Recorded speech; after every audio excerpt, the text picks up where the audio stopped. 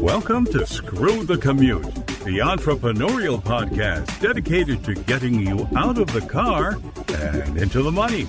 With your host, lifelong entrepreneur and multimillionaire, Tom Antion. Hey everybody, it's Tom here with episode 408 of Screw the Commute podcast. I'm here with Jason Feifer.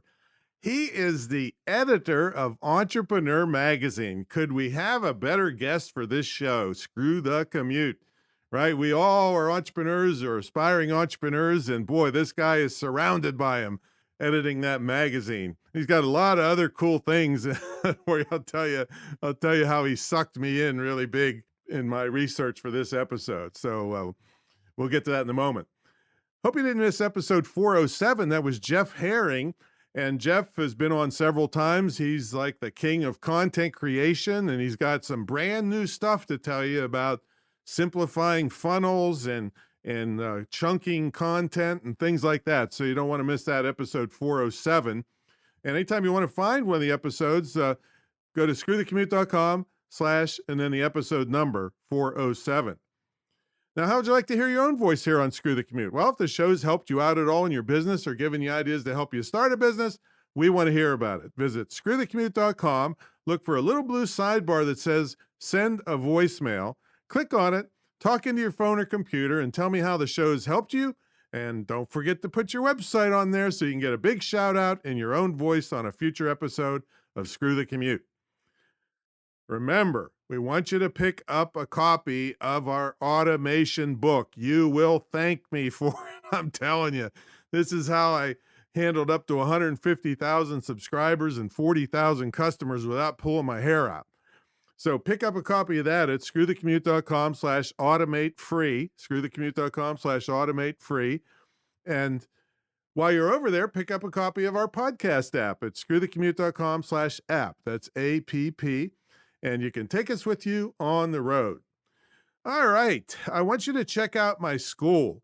You know, this pandemic has turned the world on its head, but it hasn't turned my world on its head and my students' world because we can sell at home. I've been selling on the commercial internet since it started around 1994. Been teaching it since 97 or 7 or so. And I formalized the training in about 13 years ago, where I got a state license where nobody on earth has gone through the scrutiny to teach this like I have. Background checks, criminal checks, the whole bit. So it's the Internet Marketing Training Center of Virginia, imtcva.org. We'll have it in the show notes for you. It's certified to operate by the State Council on Higher Education in Virginia, but you don't have to be in Virginia to go to this school. If you speak English and you can hear my voice, you can attend. And it's hardcore skills that every business on earth needs. You'll learn about email marketing, chat bots, text marketing, blogs, product production, digital stuff, all the things you need to know and that small businesses need, social media, all these things. We have students making money, a few months into the school, long before they even graduate. We don't like the four-year schools that, just teach you how to protest and then you're competing for jobs at Starbucks. So check it out. And a little bit later, I'll tell you how you can get a scholarship. No, I'm going to tell you now because I don't want to interrupt anything at all from our super guest, Jason. So if you're in my mentor program, the Great Internet Marketing Training.com, which is the longest running, most successful, most unique ever in the field of internet marketing. I've been running it over 23 years and 1,700 plus students that's still going strong, but it has unique features like coming in to the immersion weekend for the Great Internet Marketing Retreat Center. You get time in our TV studio where we shoot videos for you and edit them.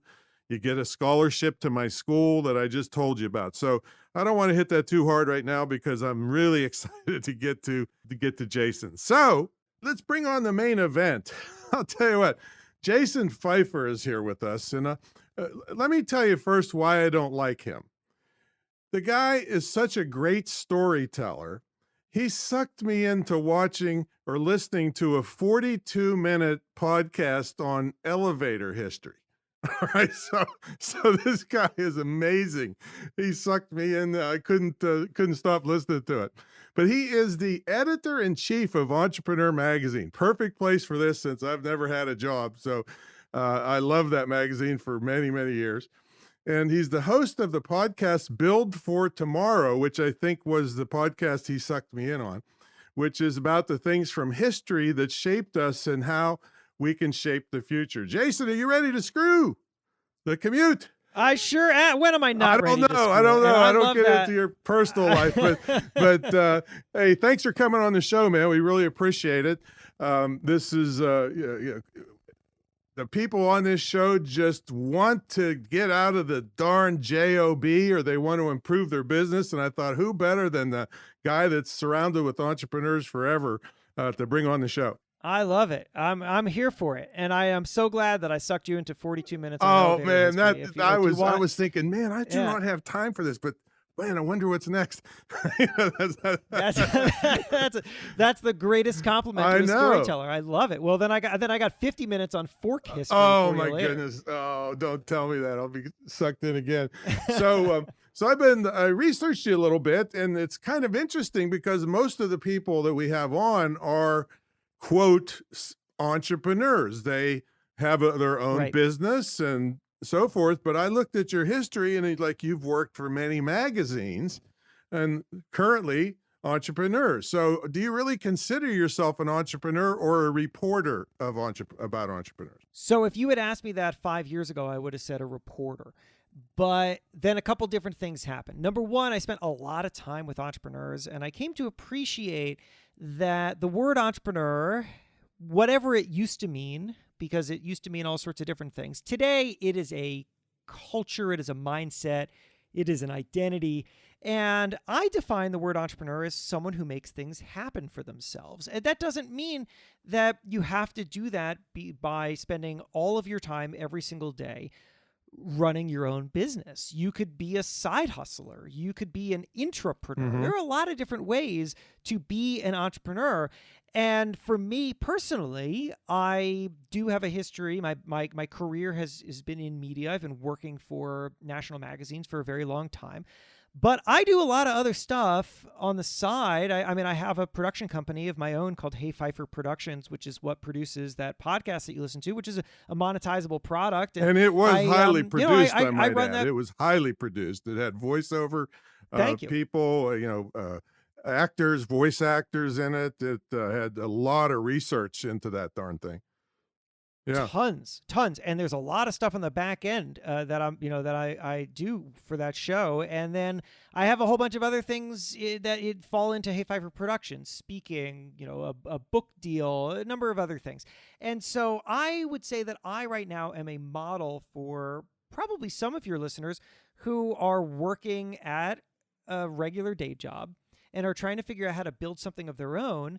And you can do both at the same time. You can be working your day job and you can be building these other things that maybe aren't drawing enough stability and income for you to work full time at it. But you are exploring, you're building, you're creating opportunities, and you're laying the foundation of something that you'll be able to stand on later. And what I teach around here is I want to eventually make it too expensive for you to go to work anymore.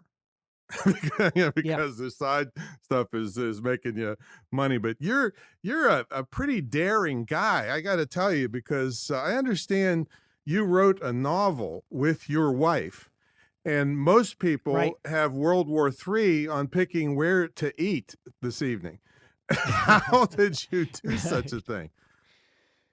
Yeah, I did. So first of all, funny thing to talk about on a show called Screw the Commute, because the original name is, that book was called Mr. Nice Guy, but the original title of that book that I for years, this is what we were calling it, was called Screw the Critics.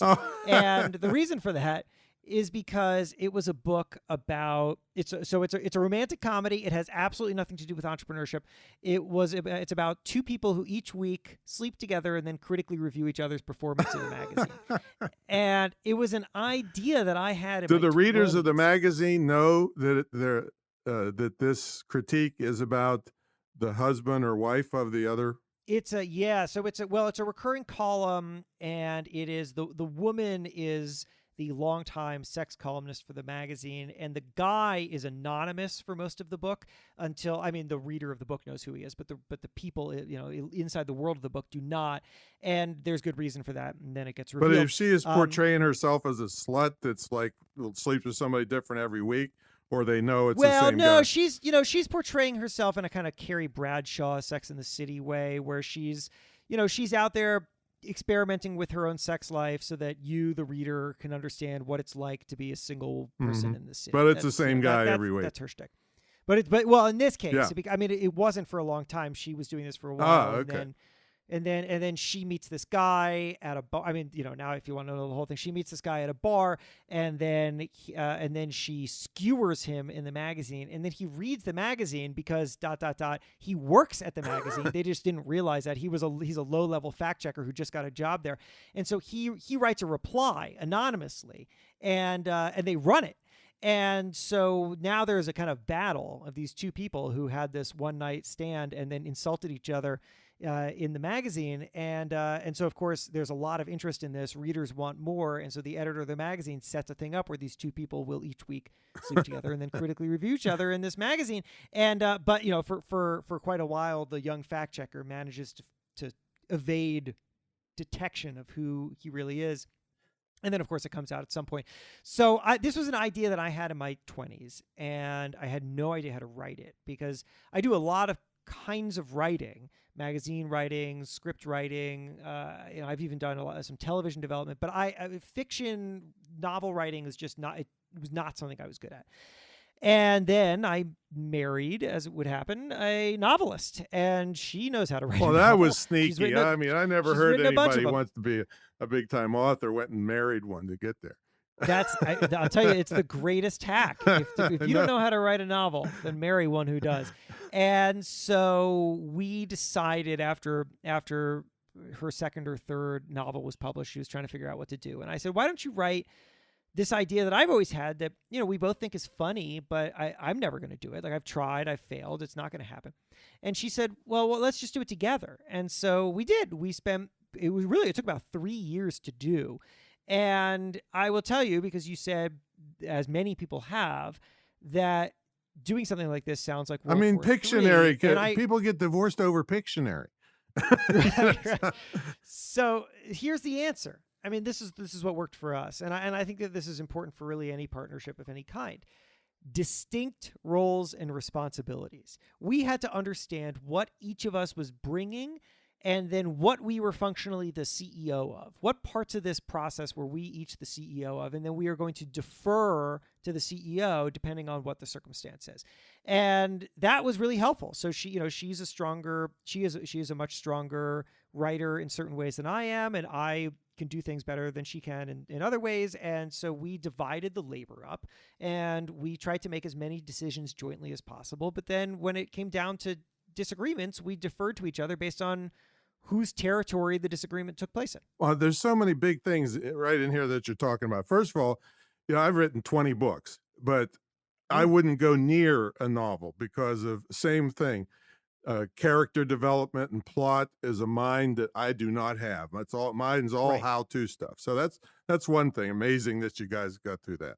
But the second thing is we're talking about a family business here. And even though you wrote out the roles, in a lot of family businesses, they might have roles, but they can't enforce them. And that's why they go under. They don't want to hurt, cause, a mess in the family. And in your entrepreneurial, all the entrepreneurs you're surrounded with, how do family businesses fare?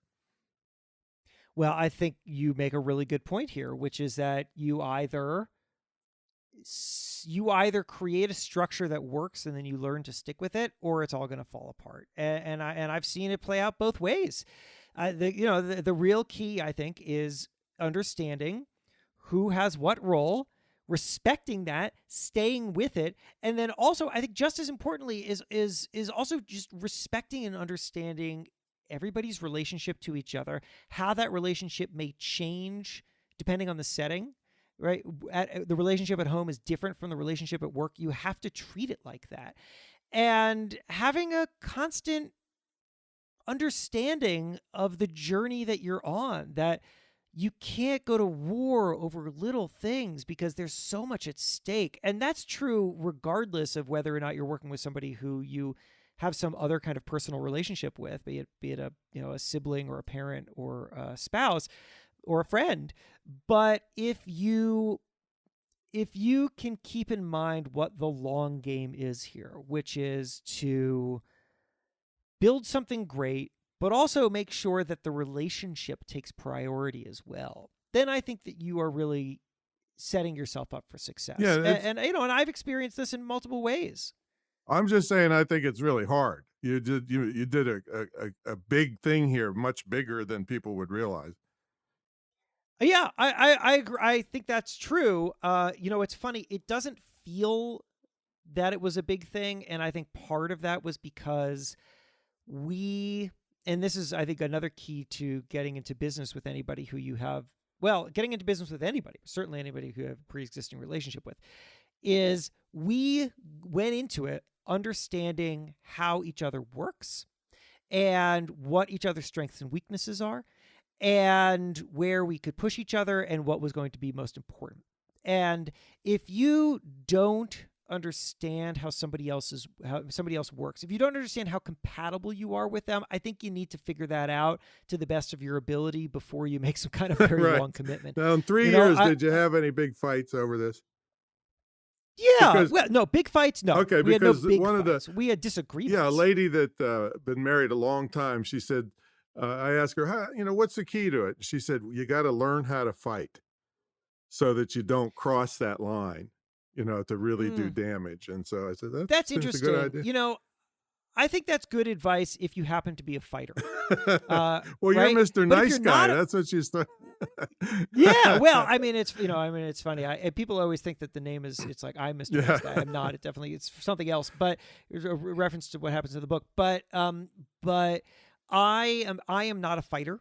I am a resolver, and my brain happens to work in that anytime there is any kind of challenge, whether it is a conflict with somebody or it is just trying to figure out why something isn't working or how to, my brain goes down to the fundamentals. I think, okay, let's get down to the ground level of this and try to build it back up. Why is this happening? Why is this hard to understand? What are the needs here? What's important and what's not important? And the more that I can understand that, the better I can figure out how to go forward. And my wife is the same. She is a really good communicator. Really, really good. I mean, this was a big contrast between my previous, my serious relationship, and then when I met Jen, my wife, is that in my previous serious relationship, we had a hard time communicating, in part because when something was wrong, it wasn't talked about, it festered. And then also we felt like we were on different pages. So even when we started to talk about it, we were kind of like missing each other. Whereas Jen, anytime something is wrong, she tells me, not in a confrontational way, in a way in which like, there is something wrong. Let us observe this and talk about it right now. Not like the comedians portray that, where, is there something wrong? No. Yeah, terrible. That's death. That's death, right? Like you don't have to be confrontational in talking about if something's wrong. You just lay it out. It's a problem to be solved. And neither of us are fighters. We don't have like fights. We disagree, but we don't like fight. And to me, there's a big distinction, right? Like to me, fighting is like being angry, saying things that are driven by emotion. And we don't do that. We debate. We disagree, but we keep it down on a fundamental, like, let's keep in mind what the long-term goal here Jason, is. You missed your calling. Preservation of the relationship. You missed your calling. You two should be marriage counselors. I don't want to deal with anyone else's problem, Mary. I don't want anybody else's problem. I have it figured out. I have it figured out how you made this work, because you do not believe in the 3 most dangerous words. This is impossible. Tell us about that. That was like an expert level transition where you took something from my work and you applied it to this other thing. I get around a little bit, put it that way. It was great. Well done.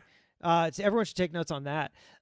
This is impossible. That came from a column that I wrote quite a while ago. And the argument that I made was that those are the 3 most dangerous words in entrepreneurship, or really in life, because they are so completely self-fulfilling. The second that you decide that something is impossible is the second that you decide to stop trying to figure out how to get it to work. And then, of course, it is impossible, because at that point you've given up. But so often what I am seeing from the entrepreneurs who I meet with is that the successful ones, they come from this, well, Bethany Frankel, skinny girl, Real Housewives of New York, she likes to say, because I just talked to her, she likes to say, come from a place of yes, which is like, what can we do? Kara Golden from Hintwater uses that phrase all the time as well. What can we do? She tells this story over and over again of all the times in which she was trying to build this beverage brand, which is, of course, a very difficult category to grow in. And people kept saying, well, we can't do this, we can't do that, this isn't going to work. And she said, okay, what can we do? Right? If we can't do that, what can we do? How can we move forward? And that is how you start to turn something that is difficult but not impossible into something that is actually achievable. But if you say, if you think, if you act, if you believe that something is impossible, then you have guaranteed that it will not happen. Yeah, and you have naysayers around you too. And I teach this all the time, that when somebody tells you can't do something, it doesn't mean anything to you. It means that they can't do it. It's just, it has nothing to do with you at all. And so, my dad, I grew up, my dad came from Syria on a cattle boat in the early 1900s. They're actually doing a documentary about me and my dad called The American Entrepreneur, by the way. And when he was, do you remember Johnny Cash? Sure, of course. Okay, well, he wrote a song called A Boy Named Sue, because he was an old drunk cowboy, thought he wouldn't be there to raise his kids, so he named him Sue, so he'd have to scrap and crawl. So my dad was 50 when he had me, and he figured he wouldn't be around to raise me, so he would have pillows, and just when I was crawling as a baby, and put my toys on the other side of them to teach me how to overcome obstacles. And to this day, if you tell me I can't do something, you better get out of the way as I blow by you doing it. And I won't cheat anybody or step on anybody to do it, but it's always somebody else can't do it. It's not you. You can do whatever you want to do. But and you can also suck somebody in for 42 minutes to listen about freaking elevators. And tell us about that podcast. Because when I was listening to it, I think, okay, he's going to interview a guy. I'll listen for a couple of minutes and then I'll get the idea. And then here I am 42 minutes later looking at my watch like, oh man, what's going to happen next?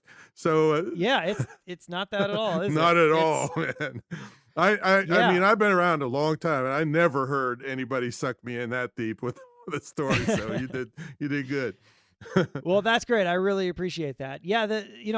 I really firmly believe, and there are many, many ways to do this. Everyone can do it differently. But for me, especially because I come from media and storytelling is my skill set, that I have, this is where I have to really apply this thing that I'm about to say.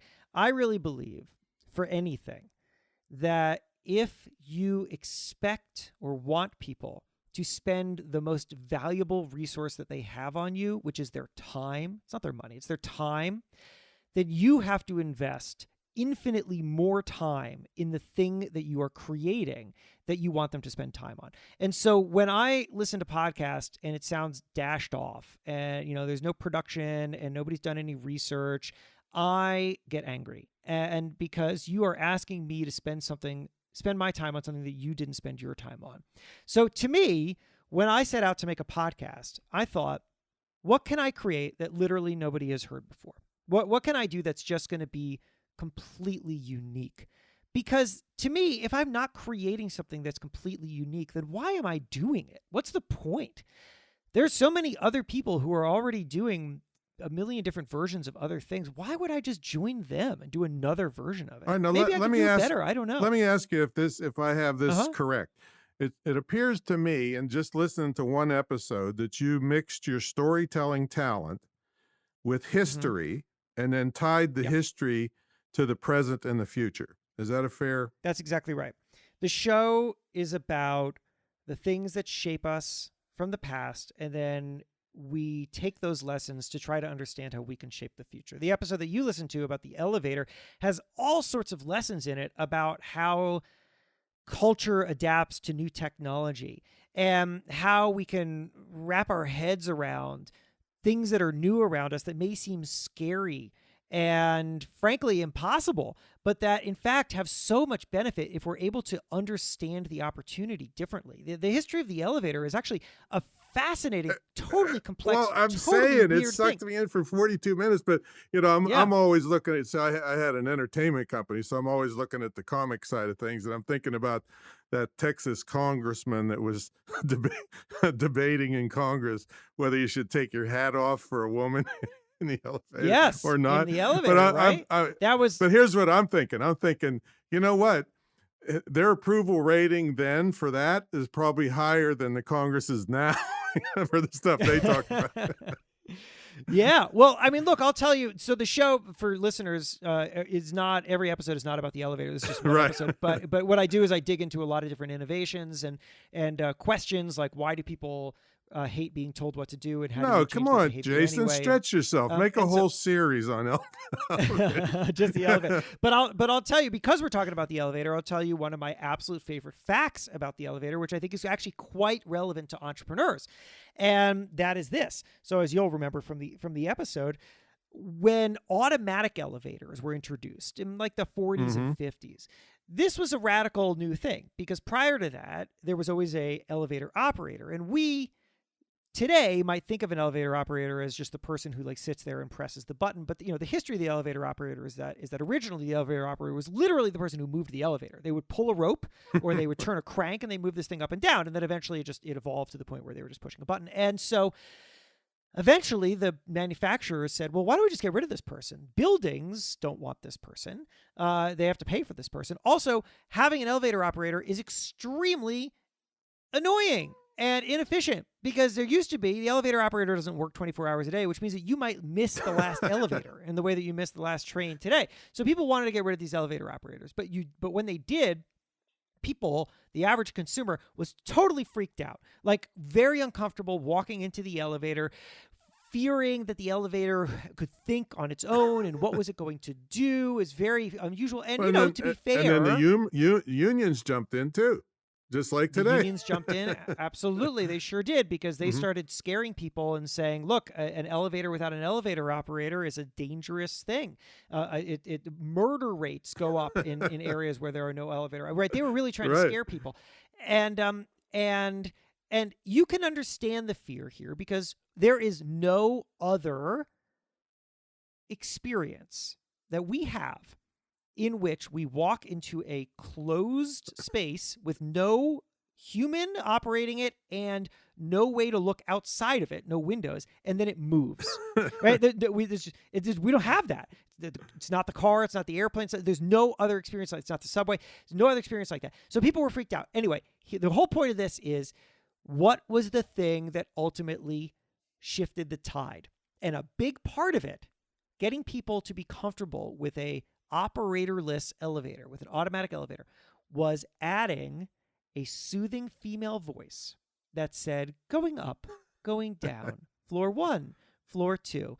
And this bridged the gap. And this is the reason why I think that this is an important story for entrepreneurs.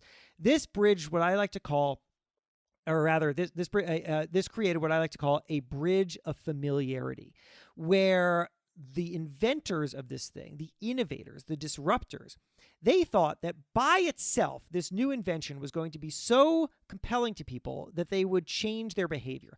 But that's not what happened. Instead, what happened is that people were freaked out by it. And what you had to do is you had to identify what is the thing that people need, what is the familiar element of the old thing that they need to bring along to embrace this new thing, a bridge of familiarity. Anytime that you offer something disruptive, people will not immediately understand it the way that you do.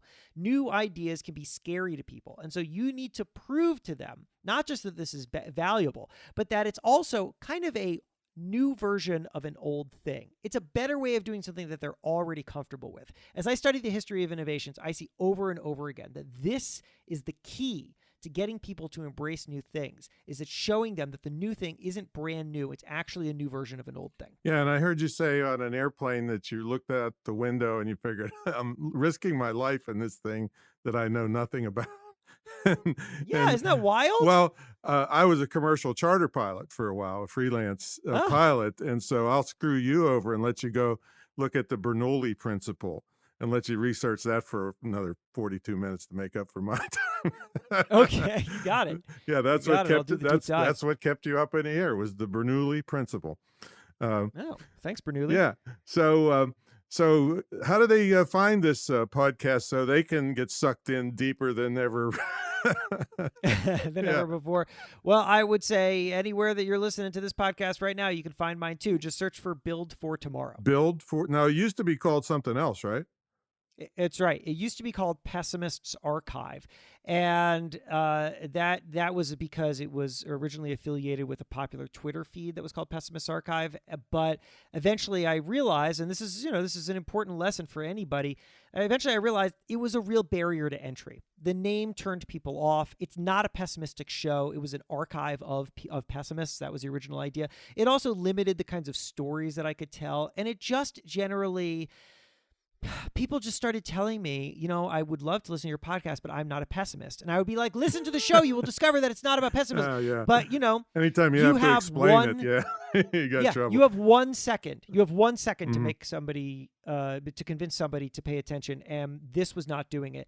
I also learned that because we did an audience deep dive, and I will tell you the power of getting to know your customers in an intimate way is unparalleled. And as I started to learn from my customers, I actually hired a consultancy who helped me do this. They discovered that I thought of this originally years ago as a history show. That's not how people experienced it. They experienced it as a show that helped them feel more resilient about the future. They were learning about how change happens. They were discovering that new things aren't scary, and it helped them feel better about today's new things. Well, that's how you tied it. That's how you tied it to the driverless cars. That's right. But that was not an insight that I originally had. I thought I was making a quirky history show. And because I was talking to my audience and I was seeing not just why do you like this show, but why do you include this show in your life? What does this show do for you? Asking really important questions like that, you start to discover the way in which people are consuming whatever you're creating in a way that you might not even be aware of. And once I realized that, I started leaning heavily into it. And the more that I was starting to make those connections and make things relevant to people today, the more they loved the show. It was a really great insight, and I can't stress enough to people who are listening to this show right now, if you are creating anything, if you have any kind of audience, any kind of customer base, even the smallest of customer bases, get to know them. Ask them what they like, ask them what they don't like. And the more that you understand them, the more you will realize how and why you can be more relevant to them. It was a game changer. And you say 1 second for them to make a decision to listen or not, right? Well, I mean, it's science, but that's... Well, I saw a study out of Canada that people make a decision of staying at your website. It's been a few years since I saw this study. I can't remember the name of it, but they make a decision if they're staying at your website in 1/20th of a second. Yeah, that's right. It's a feel. Also, it's not a read. It's what they feel just by looking at it. That's right. There's also a lot of data showing that if your website doesn't load, and I think it's got to load for Google and everybody. People are out. Yeah. So people that are sitting in traffic recognize the name of this podcast in like a millisecond. Screw the commute, man. Let me get out. It's perfect. It's great. Let me get out of this car. So, man, thanks so much for coming on. I appreciate it so much. Been very inspiring and going to be quite a bit time wasting for me now, having to listen to all your freaking Build for Tomorrow's. I really appreciate it. And folks, we really are hitting the big time now. Editor of Entrepreneur Magazine, coming from Maxim even. There's a switch right there, man. Oh yeah, a big switch. Yeah. I jumped around. I mean, look, the journey is never straightforward, so I zigzagged my way through this career. And the novel is Mr. Nice Guy, right? The novel is Mr. Nice Guy. Mr. Nice Guy. Expect no lessons in entrepreneurship from Mr. Nice Guy. If you're looking for a fun beach read, it's there for you. All right, man. Thanks so much for coming on, and we will catch